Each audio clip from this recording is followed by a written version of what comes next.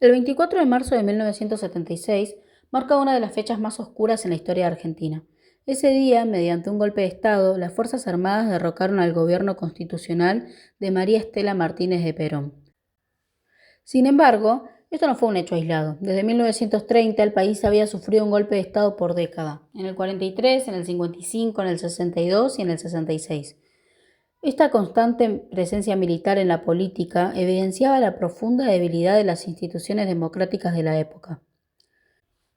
El golpe de 1976 fue uno de los más anunciados y esperados. El gobierno peronista de entonces carecía de apoyos sociales y legitimidad política. Por esta razón, el movimiento militar no despertó sorpresas en la ciudadanía y las resistencias fueron casi imperceptibles. Hubo apenas un tibio anuncio de paro general por parte de la CGT, que nunca se concretó. Incluso las organizaciones político-militares que venían actuando desde los principios de los 70 estaban muy debilitadas por la represión que el propio gobierno peronista había iniciado en 1975 bajo los decretos de aniquilar a la subversión. En este escenario de vacío de poder, los militares se erigieron, una vez más, como árbitros de las disputas políticas.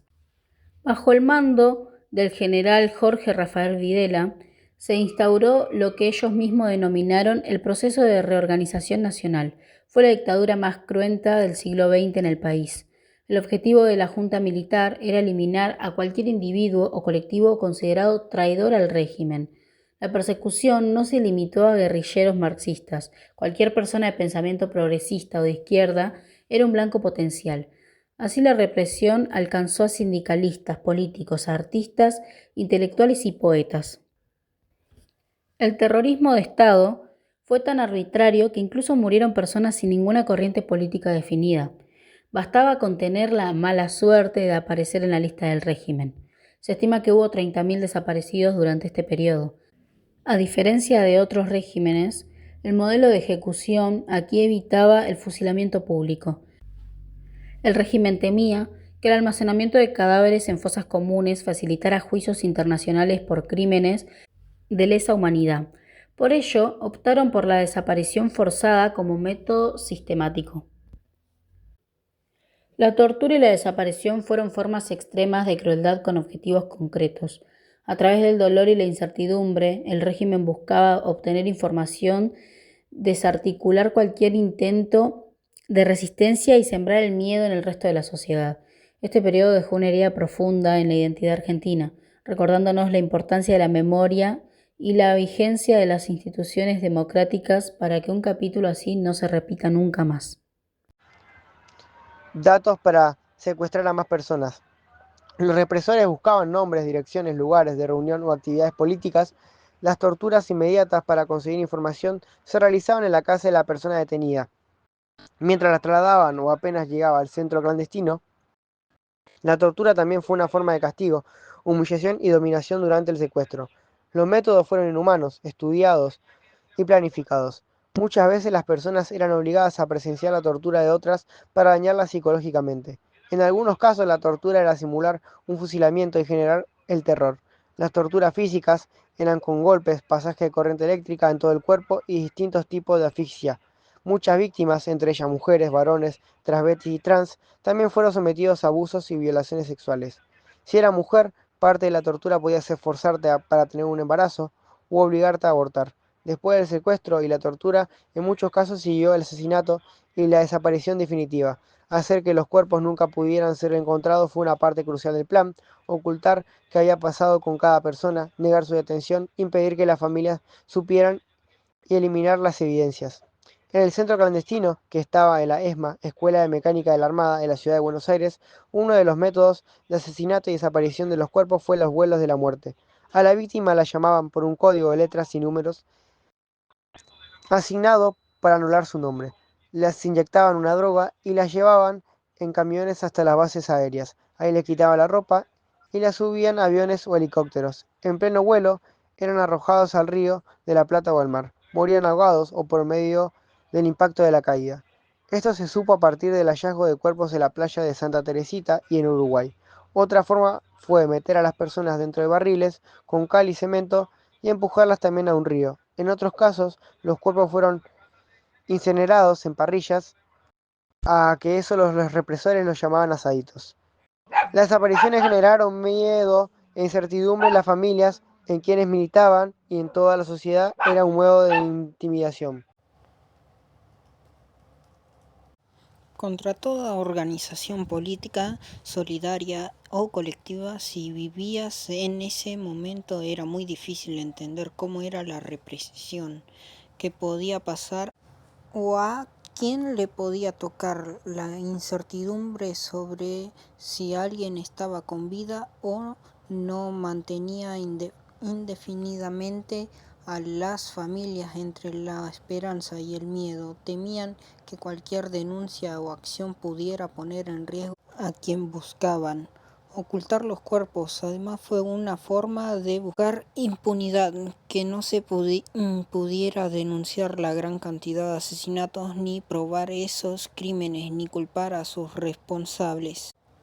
Malvinas. Origen del conflicto por Malvinas. Desde 1765, las Malvinas fueron ocupadas por autoridades españolas, el Virreinato del Río de la Plata, luego de los acuerdos y disputas entre Francia, España y Gran Bretaña. Con la independencia argentina en 1816, Buenos Aires asumió la soberanía sobre las islas basándose en el principio de continuidad territorial del virreinato.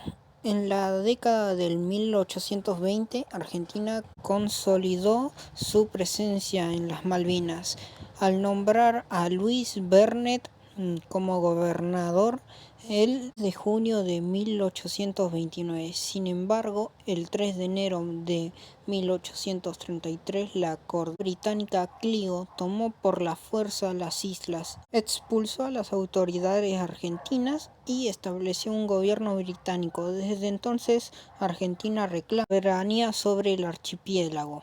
Inicio de la guerra. En 1982, en medio de una crisis política, económica y social, la dictadura cívico-militar encabezada por Leopoldo Fortunato Galtieri ordenó la ocupación de las islas que los británicos controlaban desde 1833 en un intento por reforzar su debilitado poder. Del 2 de abril de 1988, las Fuerzas Armadas Argentinas desembarcaron en las Islas Malvinas, dando inicio a la llamada Operación Rosario, que consiste en la recuperación del archipiélago por parte de las tropas argentinas y marcó el comienzo del conflicto bélico con el Reino Unido. Casi la mitad de los combatientes argentinos que participaron en el conflicto eran jóvenes conscriptos que estaban cumpliendo el servicio militar obligatorio. Tenían entre 19 y 20 años y a un día para el otro se encontraron en un escenario de guerra real, en condiciones climáticas extremas, con escasos recursos y sin la experiencia que tenían los soldados ingleses. ¿Cómo se desarrolló la guerra de las Malvinas? Al día siguiente del desembarco argentino, la primera ministra británica, Margaret Thatcher, bautizada como la Dama de Hierro, envió una flota hacia el Atlántico Sur. En paralelo, el Consejo de Seguridad de la ONU aprobó la resolución 502, que exigía el retiro de las tropas argentinas y el inicio de negociaciones pacíficas. 8 días después del desembarco argentino en las islas, en el continente, miles de personas se concentraron en la Plaza de Mayo para manifestar su apoyo a la llamada recuperación del territorio.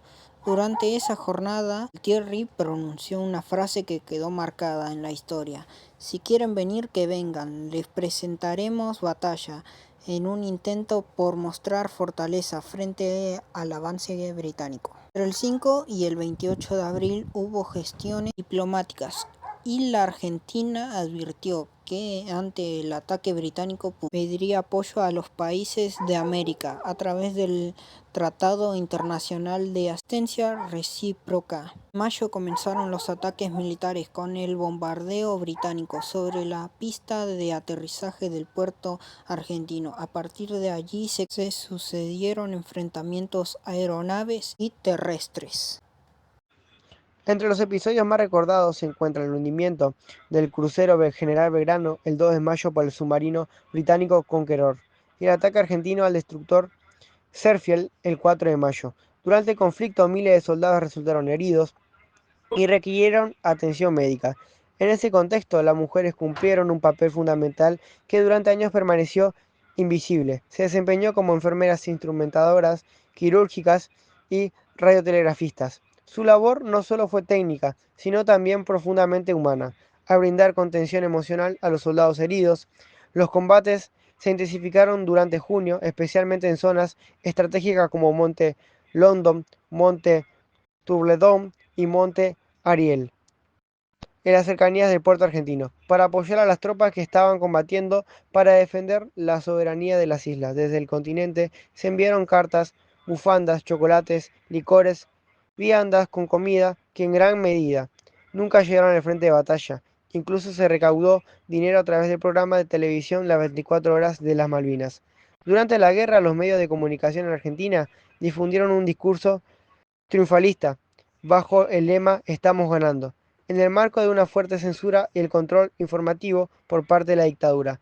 El 14 de junio de 1982, tras 74 días de guerra, el entonces gobernador militar de las islas, Mario Benjamín Menéndez, firmó la rendición argentina. El conflicto dejó un saldo de 649 soldados argentinos muertos. La derrota en Malvinas terminó de acelerar el fin del régimen militar, que ya enfrentaba crecientes protestas sociales y cuestionamientos internacionales por violaciones a los derechos humanos. Tras la rendición del 14 de junio de 1982, los soldados argentinos regresaron al continente en su mayoría hacia Puerto Madryn, a bordo de buques británicos y argentinos como el Canberra, el Ara Bahía, Paraíso, el Norland, el Almirante Irizar y el San Embum.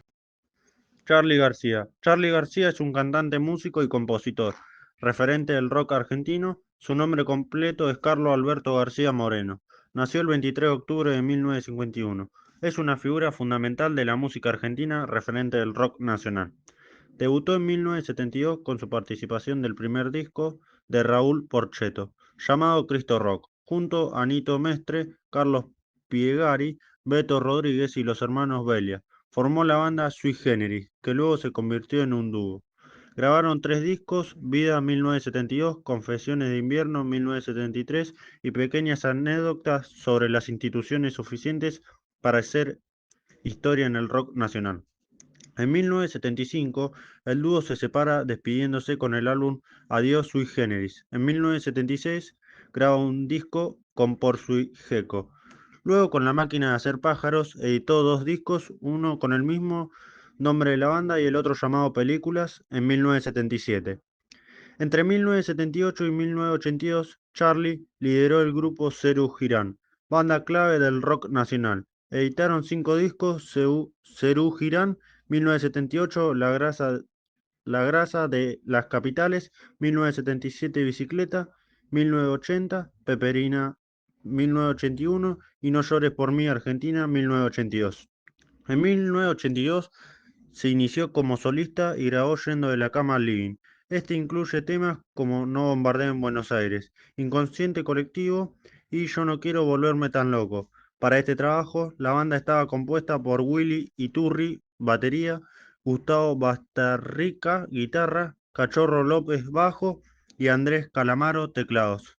En su trabajo Click Modernos 1983 se inclinó por el pop rock, aunque la canción contestaría encuentra un lugar, por ejemplo, en Los dinosaurios.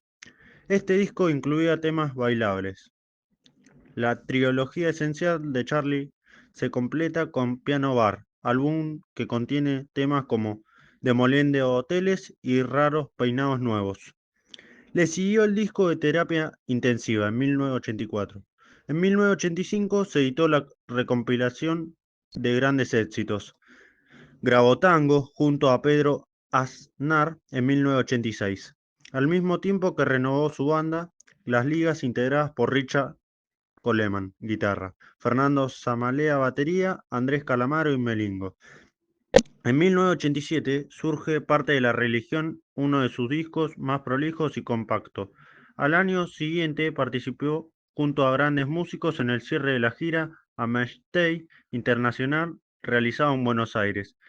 También en 1988 compuso la banda de sonido de la película Lo que vendrá y trabajó en su siguiente álbum solista, como Conseguir Chicas en 1989.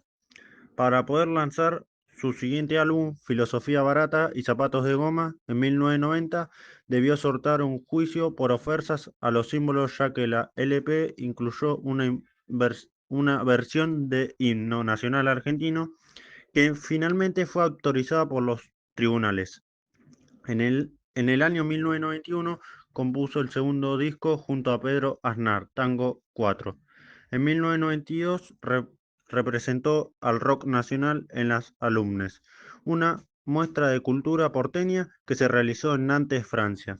Ese mismo año, el encuentro con Leo Aznar y Moro Revidaceru Girán, presentando recitales en Córdoba, Rosario y dos estadios de River colmados, durante las cuales se registró otro álbum doble.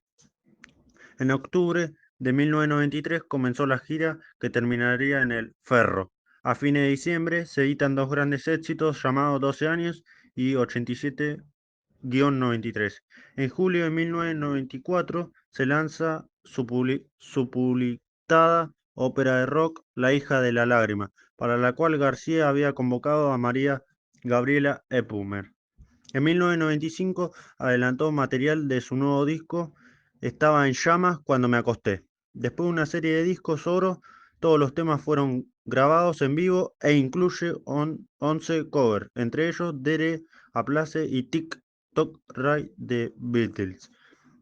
En 1997 graba junto a Mercedes Sosa un disco de canciones propias interpretadas por La Negra titulado Alta Fidelidad. Mercedes Sosa canta a Charly García. Allí participaron músicos importantes como invitados: Pedro Aznar, Andrés Calamaro, Ciro Fogilata, Los Gatos, María Gabriela Epumer, Juan Cenito Mestre, Spinetta y Rinaldo Raffanelli, Color Humano. Entre muchos, incluso grabó Miguel García, hijo de Charly. Al año siguiente presentó el disco El Aguante en Capital Federal. Luego el ciclo de Buenos Aires edita en un disco bajo el nombre de Demasiado Ego en el 2002. Saca a la venta Influencia, primer trabajo de Charly como artista, del sello EMI. El mismo cuenta con 13 canciones, la mayor parte del propio García, contando dos versiones y una instrumental. Además toca casi los instrumentos, salvo colaboraciones de algunos de los integrantes de su banda y dos participaciones estelares.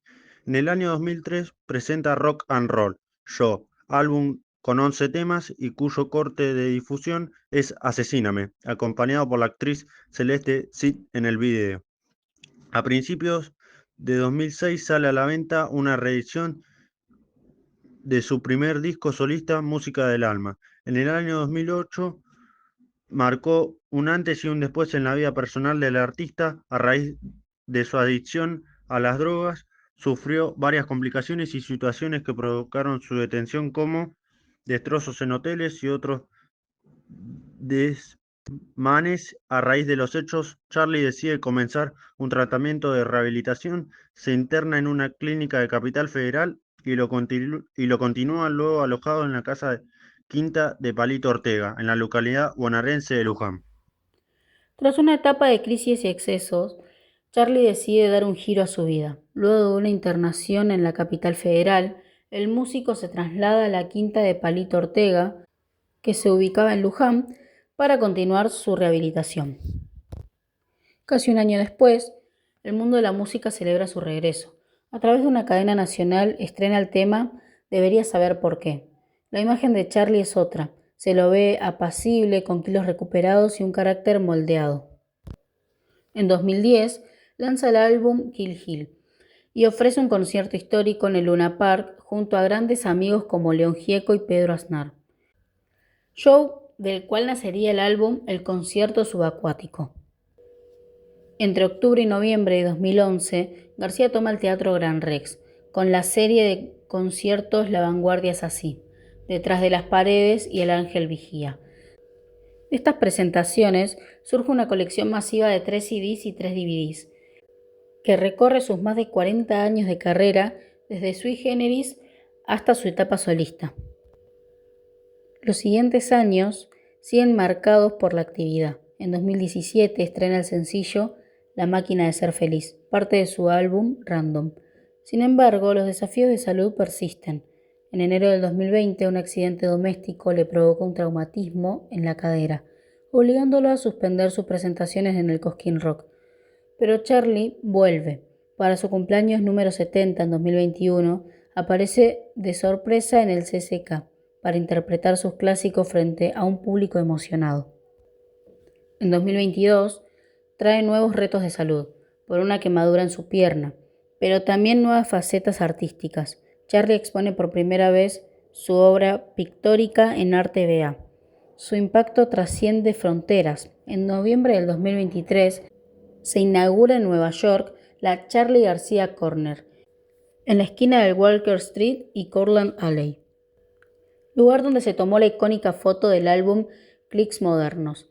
Llegando a la actualidad, el 2024 ha sido un año de reconocimientos y promesas, ya que Charly recibe el premio Gardel Say No More por su trayectoria y firma el contrato para la edición de su esperado álbum La Lógica del Escorpión, cuyo lanzamiento fue anunciado oficialmente el 6 de agosto de 2024.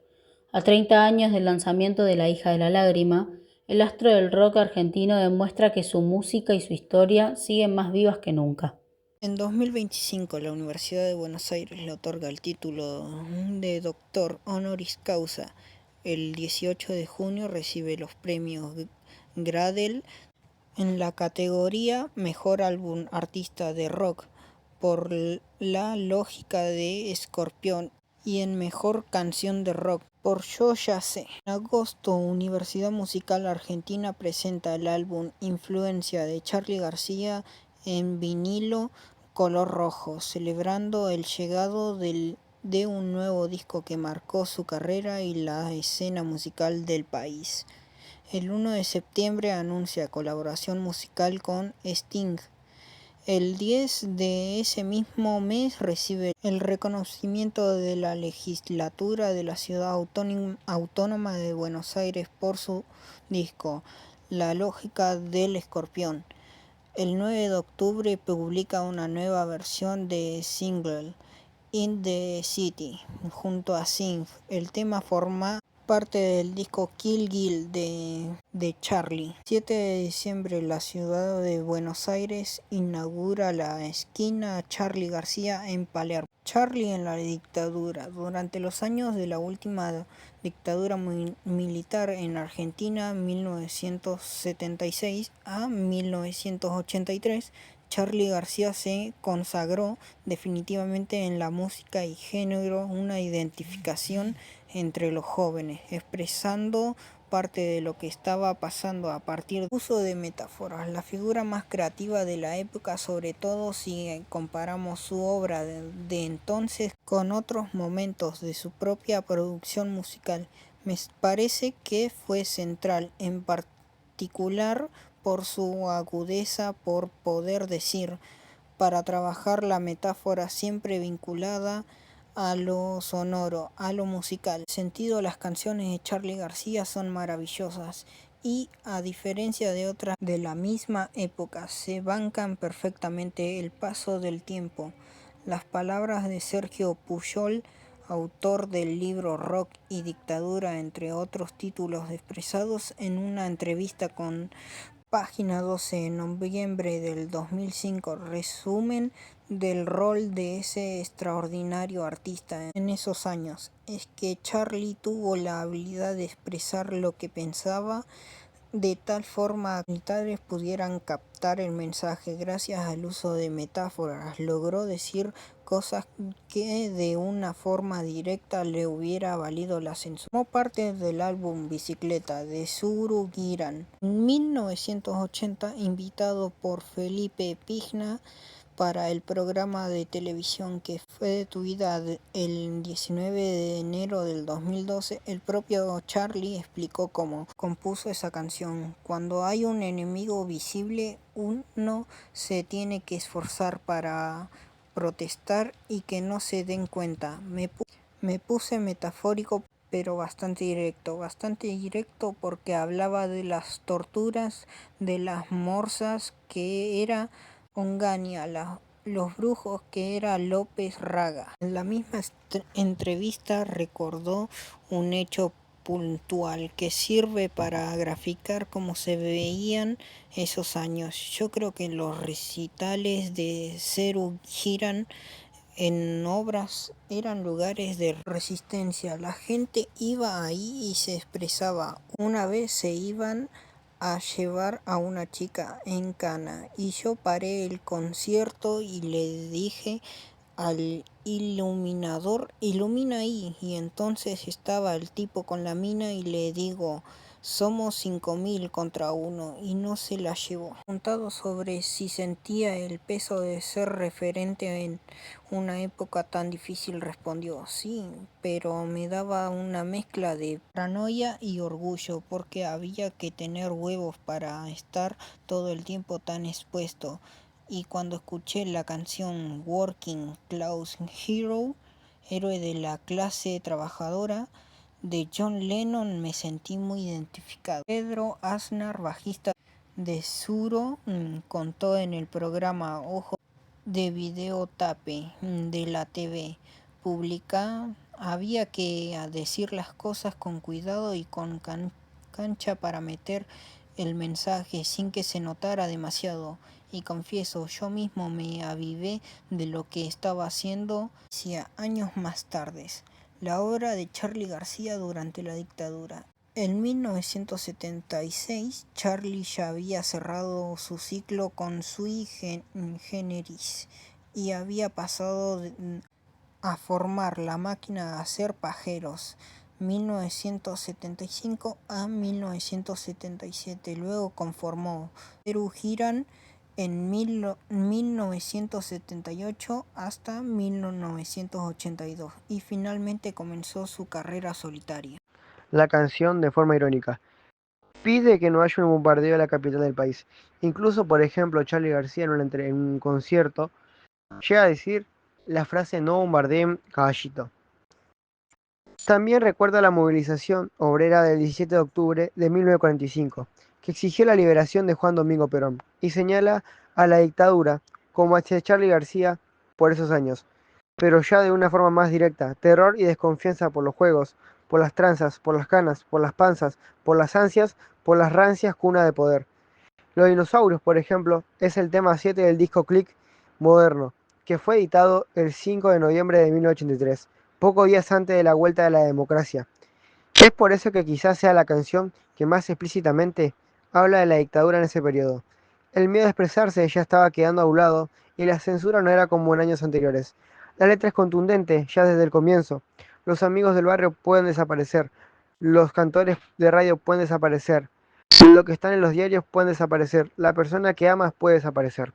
García habló de los desaparecidos por primera vez con todo lo que ese término implicaba e implicó después. Sin embargo, el propio Charly García se encargó de decir en una entrevista con una llamada Rolling Stone en 2002 que no la compuso pensando en los represores. Dijo con la siguiente frase: juro que cuando la escribí no pensé en los militares. La letra tenía más que ver con el sentimiento de ausencia que se produce en uno cuando pierde algo, desde un amor hasta el cepillo de dientes.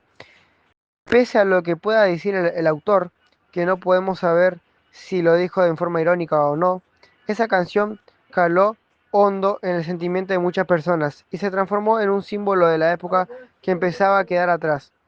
En este recorrido por algunos de sus letras, observamos cómo, a través del uso de metáforas, García logró esquivar la censura de los años de gobierno militar, a diferencia de otros artistas. Charly se quedó en el país, continuó componiendo y editando los discos, siguió tocando en vivo, con los peligros que eso implicaba y habló de lo que no se podía hablar. La pregunta que todos nos realizamos es, ¿por qué fueron censuradas algunas canciones de Charly García? La dictadura militar argentina estableció un fuerte aparato de censura para controlar la información y las expresiones artísticas que pudieran ser consideradas subversivas o que criticaran el régimen. El Comité Federal de Radiodifusión, CONFER, era el organismo encargado de prohibir la difusión de temas musicales, y no solo afectó, por ejemplo, a Charly García, sino a otros cantantes, a otros artistas que fueron muy reconocidos. Las razones que la música de Charly García fueron censuradas fueron algunas porque una de las razones fue que criticaban a la Fuerza Armada y la represión. Charly no dudaba en cuestionar el rol de los militares y la violencia que ejercían era inaceptable para el régimen. Otra razón es la denuncia de la censura. Algunas de sus canciones abordaban directamente la falta de libertad de expresión y la manipulación de información. Otro caso sería la metáfora política y sociales. Charly, por ejemplo, era un maestro en usar metáforas y alusiones para hablar de la delicada situación del país, lo que a menudo era interpretado como un mensaje oculto contra el gobierno. Cuestionamiento de la moralidad impuesta. El régimen militar buscaba imponer una moral conservadora y las letras que exploraban temas como la libertad individual o cuestionaban las normas establecidas podían ser censuradas. Otra canción fue Bota Locas. Esta canción fue una crítica directamente a las Fuerzas Armadas y al servicio militar obligatorio. La letra: yo formé parte de un ejército local, tenía 20 años y el pelo muy corto, pero mi amigo hubo una confusión, porque para ello el loco era yo, la cual denuncia la asucercidad y la sin razón de la disciplina militar y la falta de libertad individual. Fue excluida de la primera edición del disco Pequeña anécdota sobre las instituciones. Otra canción fue Juan Represión, el cual aborda temas de la represión y la violencia estatal. Describe a un personaje que es un instrumento de la represión, pero que vive con culpa y miedo. La frase, pobre Juan, qué lástima me da, todos los reprimidos seremos tus amigos, cuando tires al suelo tu disfraz. Es una invitación a la reflexión y un llamado a la empatía hacia las víctimas de la represión. Esta también fue censurada y retirada del álbum. Una canción es Las increíbles aventuras del señor Tijeras, en el 1974. Esta canción es una clara alusión a la censura y al censor. El señor Tijeras es la figura que corta, edita y manipula la información, y el arte para mantener el control. Una de sus partes que dice, entra en el microcine y toma ubicación, hace gestos y habla sin definición. Se va con la película hasta su hogar, le da un beso a su esposa y se vuelve a encerrar, a oscuras y en su sala de cuidar a la moral. Describe la acción del censor y su papel en la sociedad. Canción de Alicia en el País, del 80, utiliza la metáfora del cuento de Lewis Carroll para hablar de la represión y la tortura de la dictadura. Un rey muy poderoso, de bigotes largos y mirada cruel. No juega más al ajedrez, ahora juega al truco con un sable de luz. Es una referencia velada a las figuras del poder del régimen. La canción describe un mundo absurdo y aterrador, donde la lógica ha sido pervertida, reflejando el horror de la época. Viernes 3 a.m. de 1982 nos habla un poco que aunque la dictadura estaba llegando a su fin, esta canción fue censurada por una supuesta alusión al suicidio. Sin embargo, en el contexto de la época, también podría interpretarse como un reflejo de la desesperanza y la angustia social que provocaba el régimen. Y una de las más conocidas, Nos siguen pegando abajo, En pecado mortal, de 1983, álbum muy conocido de Charly García, sabemos que es una crítica contundente a los abusos de poder y la represión. La letra describe escenas de violencia e injusticia, con la frase Nos siguen pegando abajo, como una metáfora de cómo el gobierno reprimía cualquier forma de disidencia, y la repetición de lo vuelven a golpear enfatiza la persistencia y brutalidad de la represión. El primer disco de La Máquina, titulado como El Grupo, se editó el mismo año en el que comenzó el proceso militar y musicalmente transitaba caminos similares a los que García había iniciado con pequeñas anécdotas sobre las instituciones. Sui Generis 1974. Y Per Candombe, el grito milenario del Río de la Plata, es el tema número 5 del disco Películas, segundo y último de La Máquina de Hacer Pájaros, que fue editado en 1977 por el sello Talent Microphone.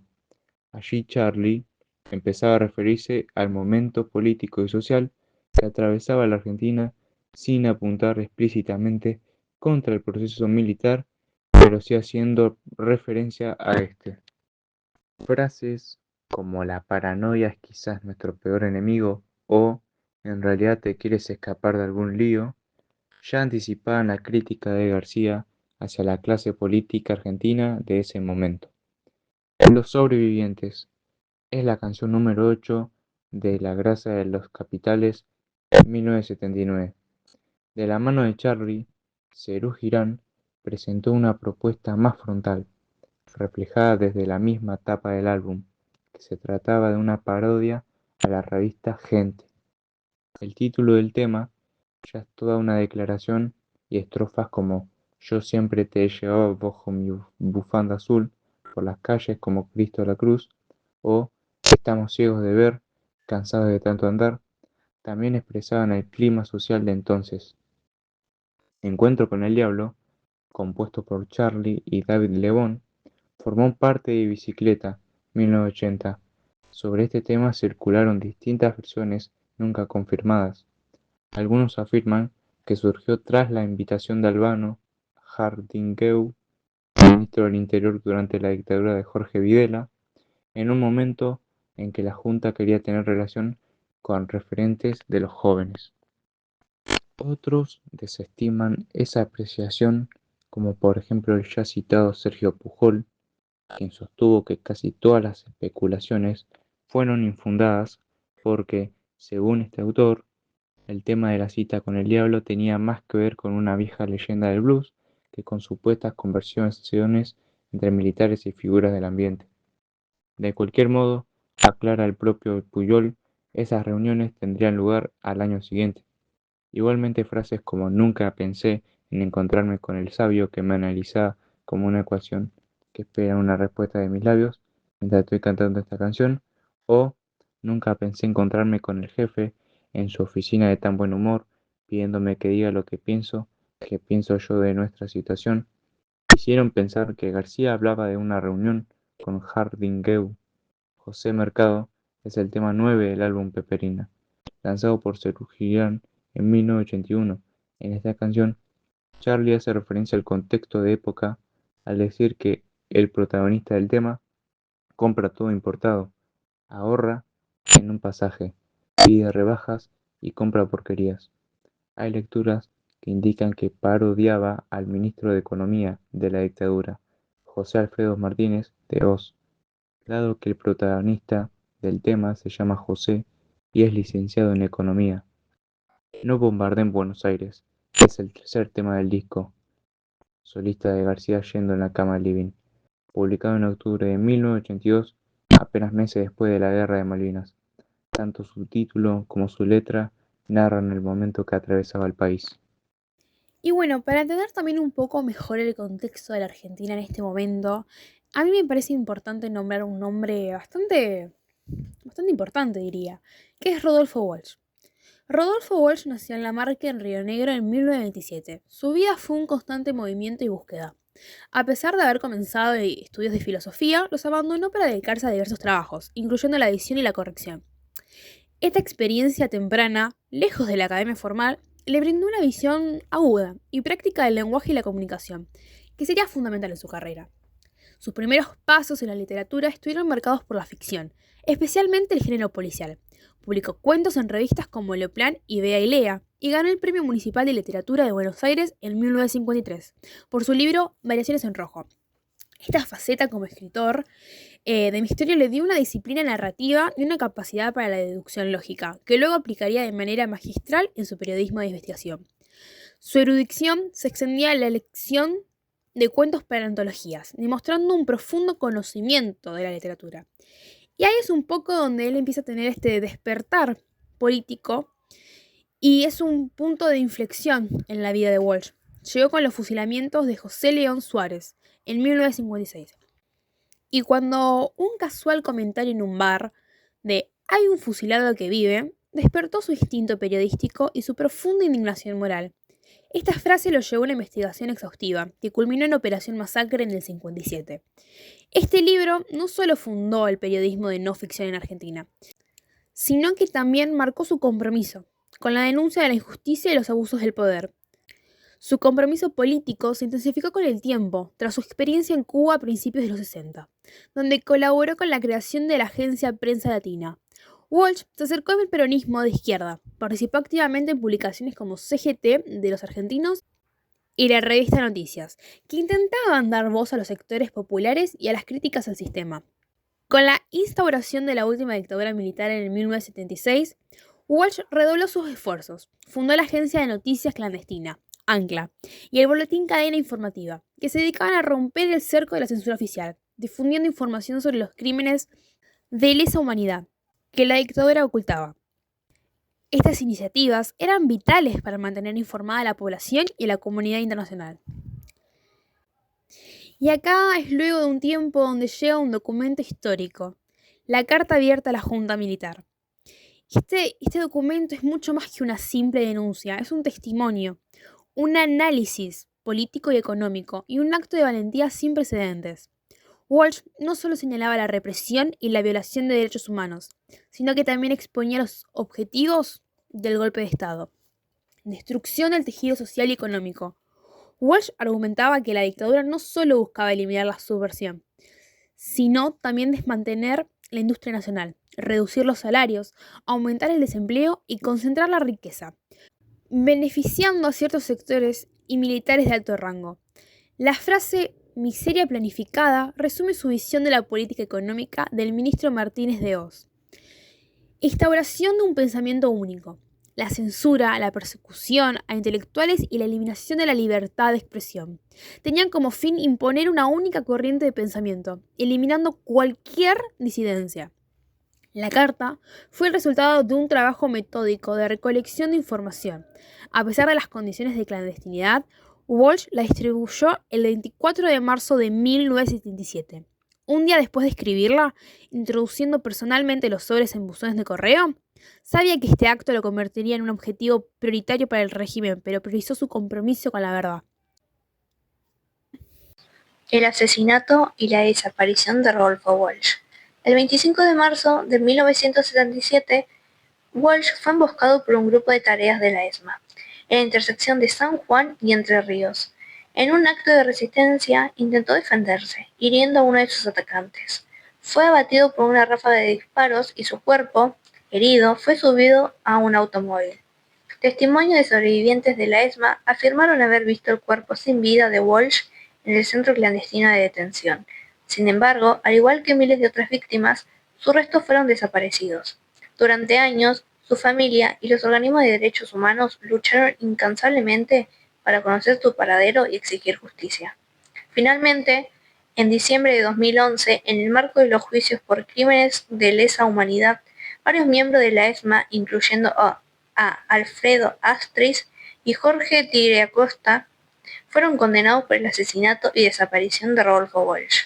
También se probó el robo de sus papeles de su casa en San Vicente, que contenía borradores literarios y material de archivo. El Centro de Estudios Legales y Sociales presentó a Lilia Ferreira, su última pareja, en estos procesos judiciales. ¿De qué trató Carta a una Junta Abierta y cómo fue su muerte? Algunas de las aseveraciones que Rodolfo Walsh hiciera en su carta a la Junta Militar no pudieron ni podrán ser mejor enunciadas en oportunidad y justeza de criterio. Allí advirtió que los militares no derrocaban a un gobierno, sino la posibilidad del pueblo de vivir en un proceso democrático. Observó además que los golpistas restauraban la corriente de ideas e intereses de minorías derrotadas que traban el desarrollo de las fuerzas productivas, explotan al pueblo y disgregan la nación. Dio cuenta también del plan sistemático de aniquilamiento y aseguró que la dictadura ha despojado a la tortura de su límite en el tiempo. No se equivocó tampoco al denunciar que el gobierno militar no intervenía como árbitro entre dos terrorismos, sino como la fuente misma del terror. Pero fue más certero aún al subrayar el hecho de de que la dictadura contaba con el apoyo de poderosos grupos económicos, una pata civil que venía a beneficiarse con la planificación de la miseria para todos los argentinos. Walsh envió este texto a las redacciones de los diarios argentinos y a las corresponsables de medios extranjeros el 24 de marzo de 1977. A un año de instalada la Junta Militar, por entonces su hija Vicky, oficial montonera, se había suicidado junto a su pareja cuando se encontraba acorralada tras un enfrentamiento con las fuerzas militares. Un día después de escrita la carta, mientras dejaba ejemplares de la misma en buzones de calle, fue encerrado por grupo de tareas de la ESMA, en las cercanías del cruce de las avenidas San Juan y Entre Ríos, barrio porteño de San Cristóbal. Walsh combatió y fue herido. Moriría en el campo de concentración, como asegurara al finalizar la carta, fiel al compromiso de dar testimonio en momentos difíciles. Sus secuestradores y asesinos, entre ellos Alfredo Astris y Jorge Acosta, fueron sentenciados a prisión perpetua por el Tribunal Oral Federal número 5 en octubre de 2011, acusados por la privación ilegal de la libertad, tormentos, robo de bienes y homicidio. Las mujeres en Malvinas. Durante la Guerra de Malvinas, muchas mujeres dedicadas a la salud, principalmente enfermeras e instrumentadoras quirúrgicas, tuvieron un papel fundamental. Eran jóvenes, muchas de ellas entre 21 y 25 años, y se presentaron voluntariamente para prestar servicio, motivadas por su vocación y el deseo de servir a la patria. Sus tareas no solo incluían la atención médica en terapia intensiva, quirófanos, salas de quemados y radiología, sino también el soporte emocional y psicológico a los combatientes. Incluso llegaron a asistir a heridos en las trincheras y participaron en el traslado de soldados en helicópteros sanitarios o barcos pesqueros. Algunas de las enfermeras destacadas incluyen de la Fuerza Aérea, Alicia Reynoso, Estela Morales, Ana Mac, Gladys Maluendes, Gisela Basler, Sonia Escudero, Estela Bota, Mirta Rodríguez, Elda Zoloaga, Mónica Rosas, Mónica Rodríguez, Marta Arce y Liliana Corino. Dentro de la Marina, Claudia Patricia Lorenzini, Nancy Susana Stancato, María Alejandra Piero, María Graciela Trinchín, María Alejandra Rossini, Nancy Castro, Liliana Castro y Cristina Batistela. Dentro del Ejército, Silvia Barrera, Susana Massa, María Marta Lemé, María Cecilia Richeri, María Angélica Sendes, Doris West y Norma Navarro. Muchas de ellas trabajaron en el rompehielos para Almirante Irizar, que funcionaba como buque de hospital, o en hospitales reubicables en Comodoro Rivadavia, donde recibían a los heridos que llegaban de las islas. A pesar de su invaluable labor, por muchos años su participación fue invisibilizada y no fueron reconocidos oficialmente como veteranas de guerra. Sin embargo, gracias a su lucha, en años recientes han comenzado a recibir el reconocimiento que merecen por su valentía y servicio, aunque durante muchos años su reconocimiento fue parcial o inexistente. La lucha y visibilización de su rol ha llevado a que, en la actualidad, sean oficialmente reconocidas como veteranas de guerra. Su labor fue esencial y las expuso a situaciones extremas, por lo que su condición de veteranas e la invisibilización inicial. Desde el inicio, el rol de las mujeres en la Guerra de Malvinas fue minimizado o directamente omitido. La sociedad y las Fuerzas Armadas tenían una visión machista de la guerra, donde la participación era predominante masculina. Esto llevó a que las enfermeras, a pesar de su crucial labor, no fueron incorporadas con grado militar en ese momento, y su contribución quedó en el olvido por décadas. El asesinato y la desaparición de Rodolfo Walsh. El 25 de marzo de 1977, Walsh fue emboscado por un grupo de tareas de la ESMA, en la intersección de San Juan y Entre Ríos. En un acto de resistencia, intentó defenderse, hiriendo a uno de sus atacantes. Fue abatido por una ráfaga de disparos y su cuerpo, herido, fue subido a un automóvil.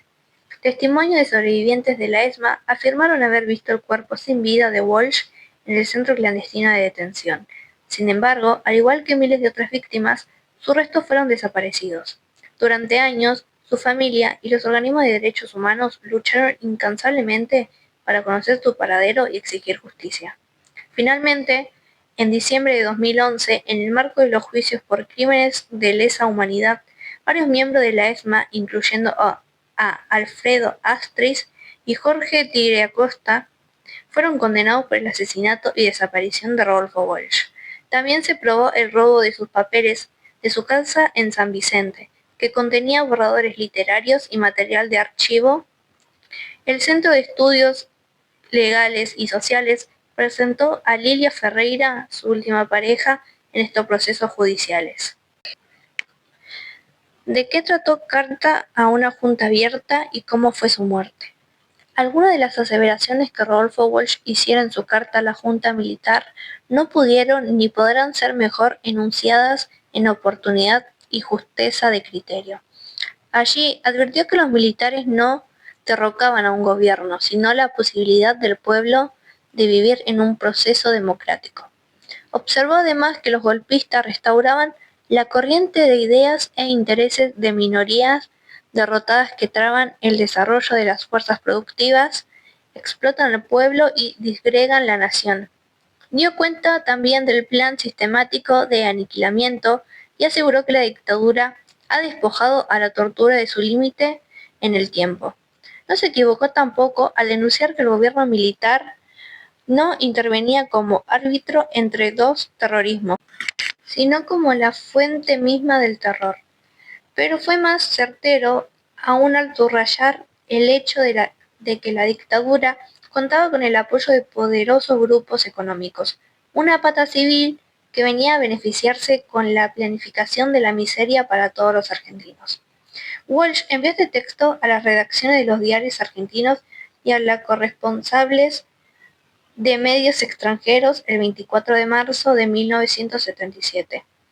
A un año de instalada la Junta Militar, por entonces su hija Vicky, oficial montonera, se había suicidado junto a su pareja cuando se encontraba acorralada tras un enfrentamiento con las fuerzas militares. Un día después de escrita la carta, mientras dejaba ejemplares de la misma en buzones de calle, fue encerrado por grupo de tareas de la ESMA, en las cercanías del cruce de las avenidas San Juan y Entre Ríos, barrio porteño de San Cristóbal. Walsh combatió y fue herido. Moriría en el campo de concentración, como asegurara al finalizar la carta, fiel al compromiso de dar testimonio en momentos difíciles. Sus secuestradores y asesinos, entre ellos Alfredo Astris y Jorge Acosta, fueron sentenciados a prisión perpetua por el Tribunal Oral Federal número 5 en octubre de 2011, acusados por la privación ilegal de la libertad, tormentos, robo de bienes y homicidio. Las mujeres en Malvinas. Durante la Guerra de Malvinas, muchas mujeres dedicadas a la salud, principalmente enfermeras e instrumentadoras quirúrgicas, tuvieron un papel fundamental. Eran jóvenes, muchas de ellas entre 21 y 25 años, y se presentaron voluntariamente para prestar servicio, motivadas por su vocación y el deseo de servir a la patria. Sus tareas no solo incluían la atención médica en terapia intensiva, quirófanos, salas de quemados y radiología, sino también el soporte emocional y psicológico a los combatientes. Incluso llegaron a asistir a heridos en las trincheras y participaron en el traslado de soldados en helicópteros sanitarios o barcos pesqueros. Algunas de las enfermeras destacadas incluyen de la Fuerza Aérea, Alicia Reynoso, Estela Morales, Ana Mac, Gladys Maluendes, Gisela Basler, Sonia Escudero, Estela Bota, Mirta Rodríguez, Elda Zoloaga, Mónica Rosas, Mónica Rodríguez, Marta Arce y Liliana Corino.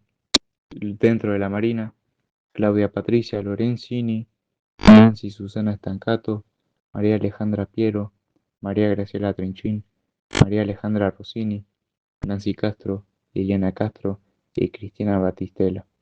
Dentro del Ejército, Silvia Barrera, Susana Massa, María Marta Lemé, María Cecilia Richeri, María Angélica Sendes, Doris West y Norma Navarro.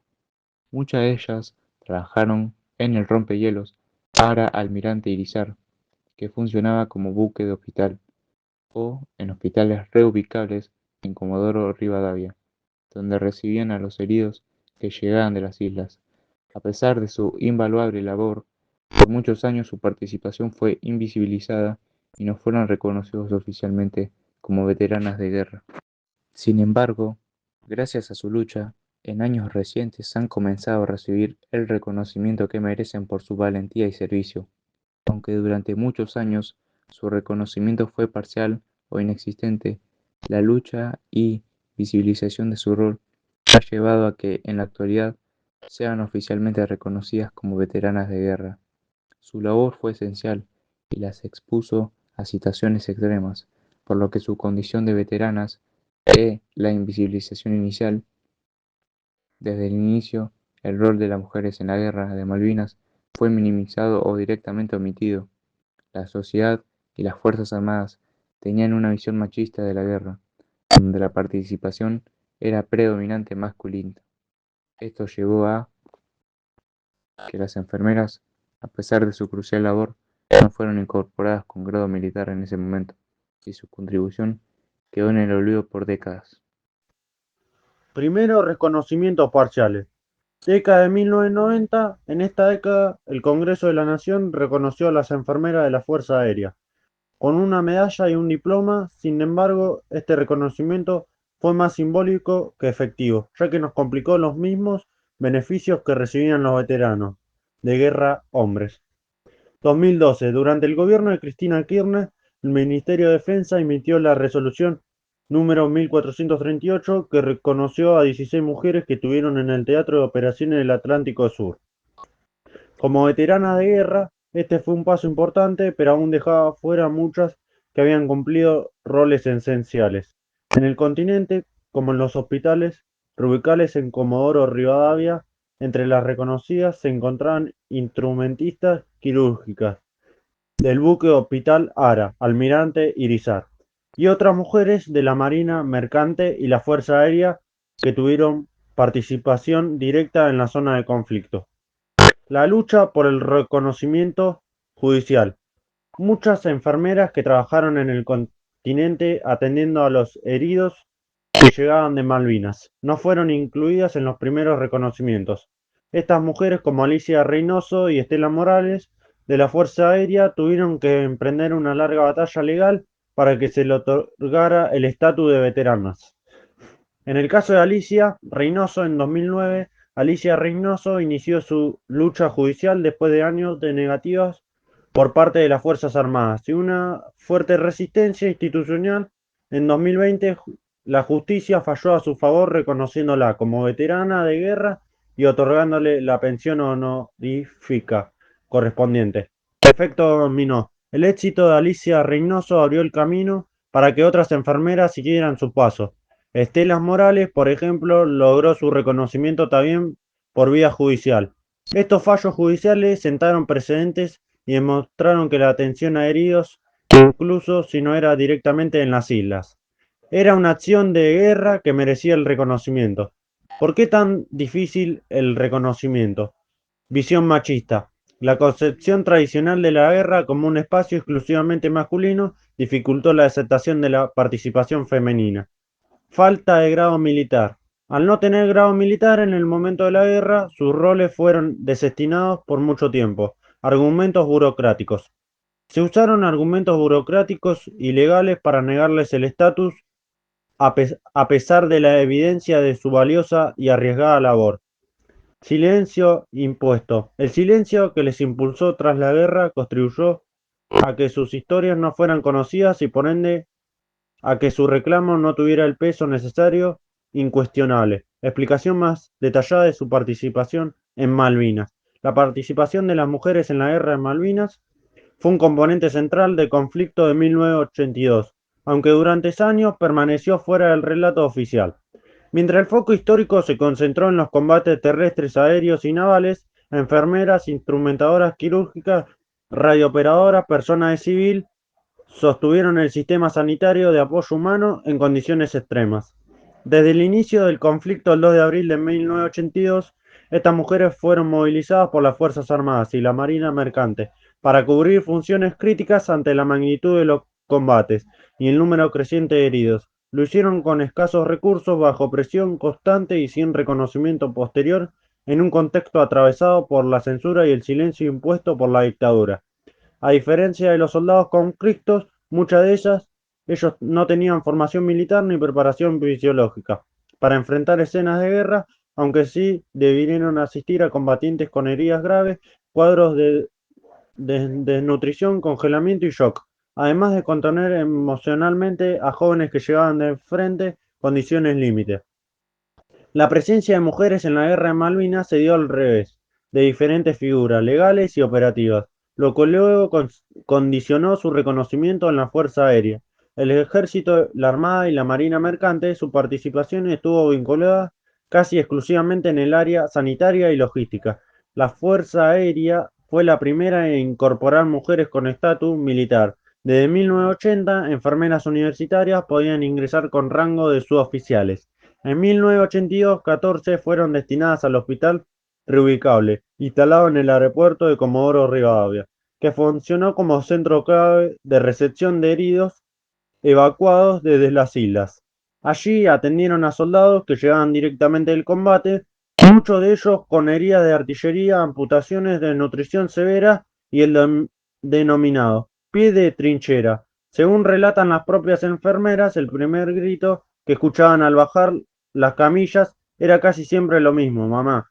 En el ejército, 6 instrumentadoras quirúrgicas civiles se ofrecieron como voluntarias tras una convocatoria del Hospital Militar Central, aunque inicialmente iban a ser destinadas a Puerto Argentino. La intensificación de los bombardeos determinó que permanecieran a bordo del buque Hospital Ara Almirante Irizar, operando dentro del Teatro de Operaciones del Atlántico Sur. A bordo del Irizar trabajaron en quirófanos montados en el propio buque, con turnos interrumpidos, haciendo cirugías mientras el barco se balanceaba por el olaje. La integración no fue sencilla al inicio. Parte de la tripulación consideraba que la presencia femenina traía mala suerte, un prejuicio que se diluyó ante la urgencia sanitaria. Uno de los capítulos más crudos fue el de las aspirantes de enfermería. La Armada, en la base naval Puerto Belgrano, tenían 15 y 16 años. Cursaban su formación cuando fueron puestas al frente de la atención hospitalaria, recibir a los heridos más graves, incluidos sobrevivientes del hundimiento del crucero ARA General Belgrano. Estas adolescentes, menores de edad y sin preparación fisiológica, debieron asistir a soldados mutilados, quemados y en estado de shock. Muchas abandonaron la carrera tras la guerra, marcadas por un trauma que nunca fue atendido institucionalmente. Con la rendición argentina del 14 de junio de 1982, comenzó para las mujeres de Malvinas una etapa signada por el silencio. La dictadura militar ordenó explicativamente no hablar de lo visto ni lo vivido. Olvídense de esto, y ustedes no estuvieron allí. Fueron frases recurrentes según los testimonios. Lucha por el reconocimiento. Este mandato se extendió durante los primeros años de la democracia. En el marco del proceso de desmalvinización, mientras los combatientes varones comenzaban lentamente a organizarse, las mujeres quedaron aisladas, sin espacios de contención ni reconocimiento público. Las consecuencias fueron profundas.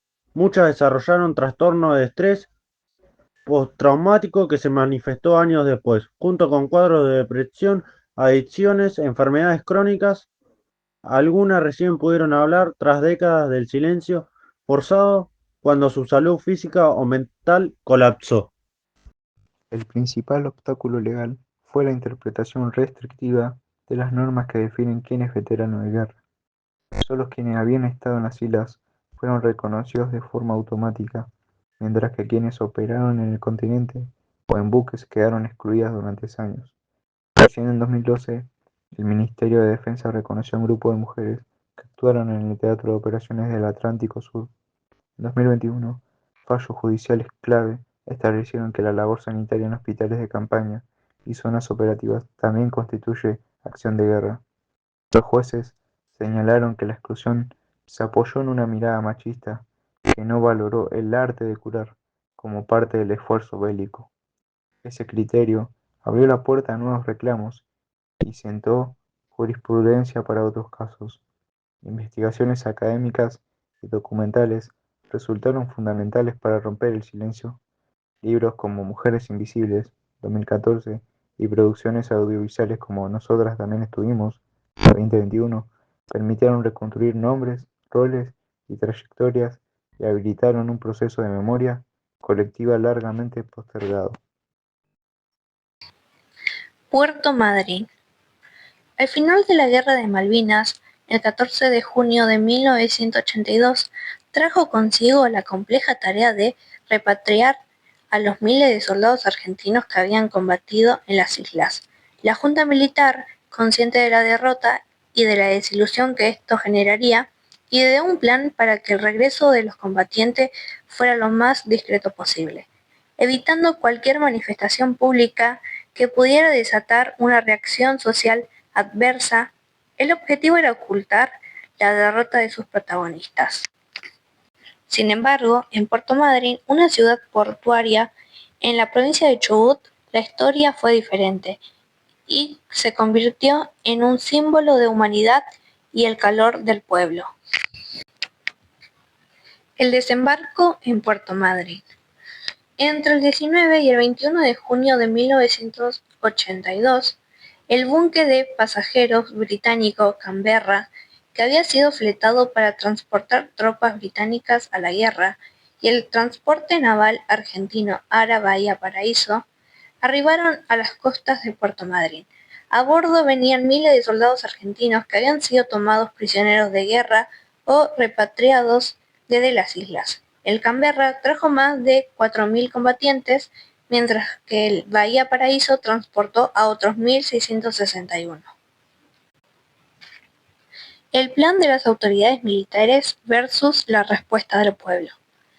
El plan original de las Fuerzas Armadas era desembarcar a los soldados en medio de la noche o en la madrugada, transportarlos rápidamente en ómnibus con las ventanillas tapadas hacia sus respectivas guarniciones militares en el continente y mantenerlos aislados. Querían evitar el contacto con la población para que no se percibiera la magnitud de la derrota ni el estado físico y emocional de los combatientes, muchos de ellos jóvenes conscriptos. Pero la noticia del arribo de los buques se propagó rápidamente en Puerto Madryn. A pesar de los intentos de las autoridades por mantener el secreto, la radio local y el boca a boca alertaron a los ciudadanos. Lo que siguió fue una movilización espontánea y masiva que desbordó todas las previsiones. El día que Madryn se quedó sin pan. Miles de habitantes de Puerto Madryn, desde niños hasta ancianos, se volcaron a las calles que conducían al puerto. La frase "el día que Madryn se quedó sin pan" se popularizó para describir la reacción de la gente. La población abrió sus hogares y almacenes para recolectar todo tipo de alimentos: pan, facturas, galletas, sándwiches, chocolates, café caliente, lo que tuvieran a mano. También llevaron cigarrillos, abrigos y todo lo que creyeron que los soldados pudieran necesitar. Cuando los camiones militares que transportaban a los combatientes empezaron a pasar, la gente rompió los cordones de seguridad. La emoción fue indescriptible. Las madres, esposas, hermanos y ciudadanos en general abrazaban a los soldados, les ofrecían comida, les daban palabras de aliento y consuelo. Muchos soldados, que venían de un trauma bélico y de meses de privaciones, no podían creer la calidez y el afecto de ese recibimiento. Algunos entregaban sus cascos, chapas de identificación o alguna pertenencia como gesto de agradecimiento. Un contraste con el silencio impuesto. Este recibimiento masivo y emotivo contrastó fuertemente con el clima de silencio desinformación y en muchos casos desprecio de los excombatientes encontraría posteriormente en otras partes del país, donde la dictadura intentó minimizar su regreso y olvidar la guerra. Pero muchos de ellos, el abrazo de Puerto Madryn fue el único reconocimiento y la única muestra de afecto que recibieron al volver. Impacto y legado. El episodio de Puerto Madryn quedó grabado en la memoria colectiva como un acto de profundo humanismo y solidaridad. Para los excombatientes, representó un punto de apoyo fundamental para comenzar a sanar las heridas de la guerra y enfrentar el difícil proceso de reinserción social. Les hizo sentir que no estaban solos, que su sacrificio era reconocido y valorado por su pueblo, algo vital en un momento en que la dictadura buscaba invisibilizarlos. Mi nombre es Francisco José Calatayud, veterano de Guerra de Malvinas. Yo hice el servicio militar en Comodoro Rivadavia, en la provincia de Chubut, perteneciente a la Fuerza Aérea. Y bueno, ahí se formó la Compañía de Defensa y Seguridad, una nueva compañía que fue formada por 45 soldados, donde recibimos una instrucción más exhaustiva de lo que veníamos haciendo en el servicio militar, con guardias y defensa de la base. Esa era nuestra misión como compañía. Yo era compañía de policía militar. Había dos compañías, compañía de servicio y compañía de policía militar. Nosotros éramos compañía de policía militar cuando nuestro rol era la defensa y la seguridad de la base. En esa época, como dice la palabra, era obligatorio. Un año a los 18 años de todo varón, sí, estaba obligado a prestar servicio en alguna de las tres fuerzas, Fuerza Aérea, Armada o el Ejército. Y era número de sorteo, se sorteaba en esos momentos.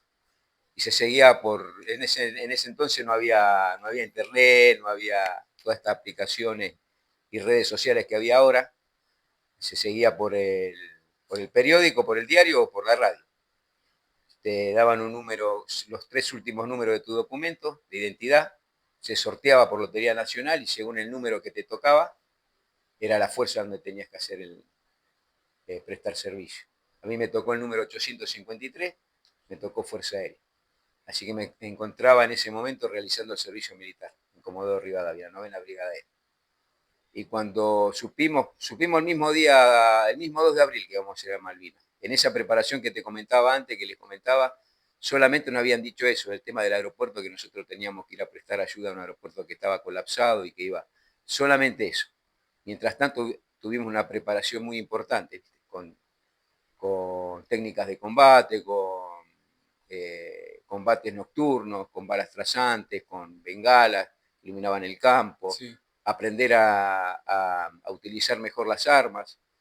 Teníamos esa preparación y bueno, habíamos hecho también un simulacro de cómo tomar un aeropuerto, porque como teníamos que ir a un aeropuerto en el sur que estaba colapsado y no tenía la pista, entonces nosotros lo que teníamos que hacer era bajar del Hércules en movimiento y lanzarnos con todo el equipo que teníamos. ¿Con el paracaídas? No, con el paracaídas no.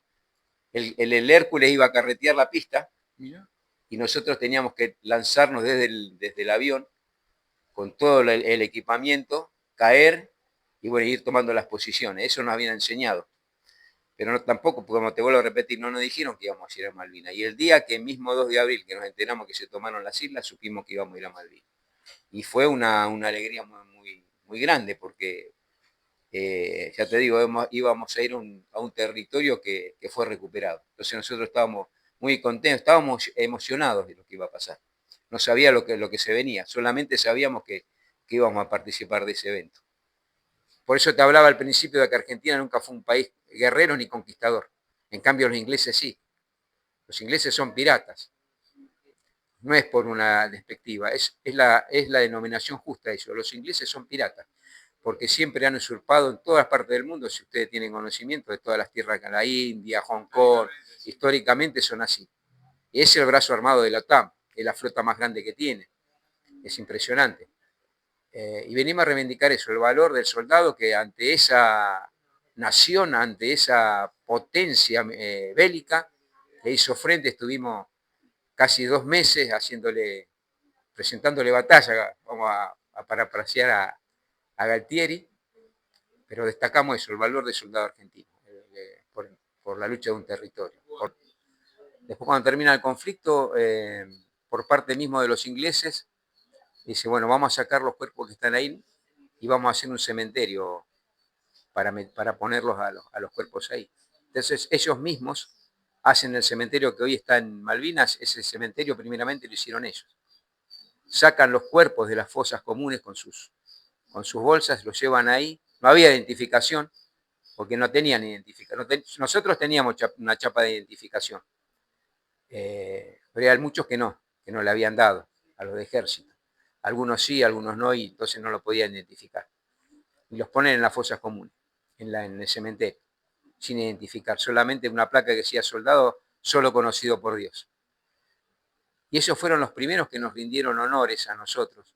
Traen un sacerdote católico, porque ellos son protestantes, hacen una ceremonia católica, y viene la guardia galesa con sus uniformes, con sus gaitas, y le hacen una formación de honor a los caídos y saludan a uno por uno. Ellos fueron los primeros que nos rindieron honor. Fíjate vos qué paradójico, que hasta ahora las fuerzas nunca nos rindieron tantos honores como los mismos ingleses rindieron. ¿Viste? Es increíble. Tenemos que andar mendigando por ahí, entrar o pedir algo, que la fuerza reconozca algo.